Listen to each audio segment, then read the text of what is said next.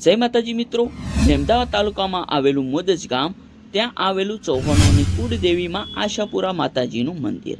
અને અહીંયા તમે જોઈ શકો છો, માં આશાપુરા માતાજીના મંદિરે વર્ષોથી સમસ્ત ગ્રામજનો દ્વારા સરસ મજાના પાટોત્સવનું આયોજન કરવામાં આવે છે. અને સાથે સાથે ચોલ ક્રિયાનો પણ પ્રોગ્રામ રાખવામાં આવે છે. અને તમે જોઈ શકો છો, આ વખતે પણ સમસ્ત ગ્રામજનો દ્વારા 21મા પાટોત્સવની ઉજવણી કરવામાં આવી. અને સાથે સાથે ચોલ ક્રિયાનું પણ આયોજન કરવામાં આવ્યું, જેમાં 49 જેટલા ચોલ ક્રિયા ચિરંજીવીઓ હતા. સમાજના બંધારણના ધ્યાનમાં લઈ ડીજે વગર નાસિક ઢોલ સાથે સમસ્ત ગ્રામજનો દ્વારા માતાજીને સુંદર મજાના સુશોભિત કરી રથયાત્રા કાઢવામાં આવી. તો મિત્રો તમે જોઈ શકો છો, ખૂબ સંખ્યામાં ઉપસ્થિત એવા ગામના આગેવાનો, વડીલો, મિત્રો, બાળકો તથા બહેનોએ પણ આ શોભાયાત્રાની અંદર હાજરી આપી હતી.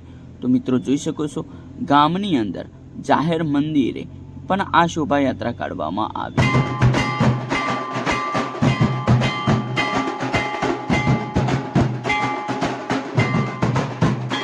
અલગ અલગ પ્રકારે નાસિક ઢોલ વાગતા તમે જોઈ શકો છો વિડીયોની અંદર કે બાળકો, વડીલો, મિત્રો પણ નાચવા માટે ઉમટી પડ્યા હતા. તો મિત્રો આ છે એક સમસ્ત ગ્રામજનો દ્વારા આયોજિત માં આશાપુરા માતાજીનો પાટોત્સવ.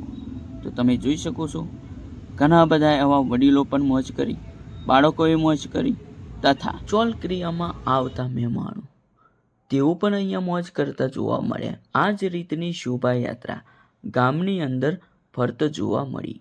અને મિત્રો એટલું જ નહીં, આજુબાજુના આવેલા વડીલ મિત્રો, બાળકો, મહેમાનો તથા મહિલાઓએ પણ આ રથયાત્રાનું માતાજીના દર્શન કર્યા.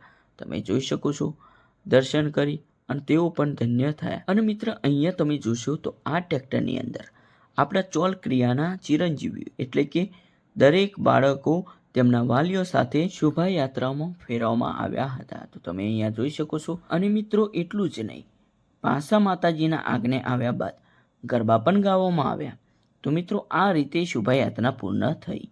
ત્યારબાદ રાત્રિના સમયે સમસ્ત ગ્રામજનો દ્વારા અહીંયા તમે જોઈ શકો છો, સરસ મજાનો પ્રસાદ તૈયાર થઈ રહ્યો. અને મિત્રો આ રસોડાની રાત્રિએ સમસ્ત ગ્રામના વડીલો, મિત્રો, આગેવાનો, બાળકો પોતે પોતાની જવાબદારી સમજી સહભાગી બની પોતપોતાની જવાબદારી સમજીને તેઓ કામ કરતા હતા. 1/2/2026 એટલે કે રવિવારના દિવસે માતાજીના દર્શન કરી અને અહીંયા સમસ્ત ગ્રામજનો દ્વારા આયોજિત પાટોત્સવમાં જે પણ આપણા સમૂહમાં આવેલા ચોલ ક્રિયાના ચિરંજીવીઓ તેમના અહીંયા જોઈ શકો છો, ચોલ ક્રિયા એટલે કે બાળાવા લેવામાં આવ્યા. સાથે સાથે આ ચોલ ક્રિયામાં દરેક બાળકને એક ખુરશી તથા બહેનો માટે 2 સાડી આપવામાં આવી. એટલું જ નહીં, આ પાટોત્સવમાં નવચંડી યજ્ઞ પણ કરવામાં આવ્યો. અને યજ્ઞની અંદર તમે જોશો તો મુખ્ય યજમાન એટલે કે દિલીપસિંહ જયશંકભાઈ ચૌહાણ તેઓ મુખ્ય યજમાન હતા. અને અહીંયા તેમની સાથે 17 જેટલી જોડીઓ આ યજ્ઞની અંદર જોડાયેલી હતી. તો મિત્રો અહીંયા તમે જોશો તો આ નજારો તમે જોઈ શકો છો, ખૂબ મોટી સંખ્યામાં આપણી બહેન, દીકરી, માતા તથા મહેમાન આ ભોજન પ્રસાદી લઈ રહ્યા છે. તો તમે જોઈ શકો છો. અને આ છે આપણા કુળદેવી માતાજીનું મંદિર. તેમની કૃપાથી અહીંયા તમે જોશો તો ખૂબ એવી મોટી સંખ્યામાં ઉપસ્થિત એવા આપણા ગ્રામજનો તથા મહેમાનો અહીંયા જોવા મળશે. તો મિત્રો તમે જોઈ શકો છો. અને ખૂબ એવી સેવા આપી રહેલા તમામ ગ્રુપો, તમામ મહિલા મંડળો તથા અહીંયા જોશો ગામના આગેવાનો, વડીલો, મિત્રો, બાળકો પોતપોતાની સેવાની ફરજ બજાવી રહ્યા છે.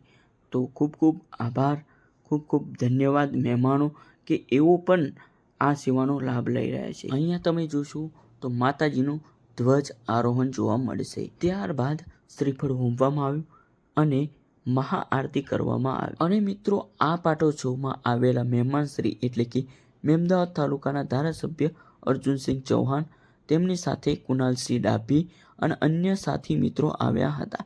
સાથે સાથે વાવી ચેરિટેબલ ટ્રસ્ટ અમદાવાદના પ્રમુખ એવા આકાશભાઈ સોની તથા ઉપપ્રમુખ એવા જયભાઈ પટેલ આ પાઠોત્સવમાં આવી અને માતાજીના દર્શન કરી ભોજન પ્રસાદી લઈ અને સમસ્ત ગ્રામજનો દ્વારા આયોજિત આ પ્રસંગ જોઈ ખૂબ તેઓ ધન્ય અનુભવ્યા હતા. અને મિત્રો એટલું જ નહીં, પોતાની ગુજરાન ચલાવવા માટે અહીંયા જોશો તો ખૂબ મોટી સંખ્યામાં અલગ અલગ પ્રકારની દુકાનો જોવા મળી. તો આ જ રીતનો આવનારા સમયની અંદર પણ એવો ખૂબ સરસ રીતે પ્રોગ્રામ કરીએ એવી શુભેચ્છાઓ. જય માતાજી, જય મા આશાપુરમાં.